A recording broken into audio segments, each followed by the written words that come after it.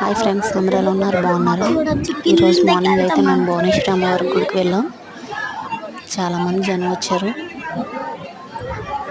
అమ్మవారికి అభిషేకాలు అన్నమాట. ఈరోజు అమ్మవారిని బాక్స్లో పెట్టేసి 45 రోజులకు ఒకసారి తీస్తారు, బయటికి తీస్తారు. తీసి అభిషేకాలు అవి చేస్తారు. అభిషేకాలు, కుంకుమ పూజ అన్నీ చాలా బాగా చేస్తారు. అమ్మవారిని చూడండి ఫ్రెండ్స్.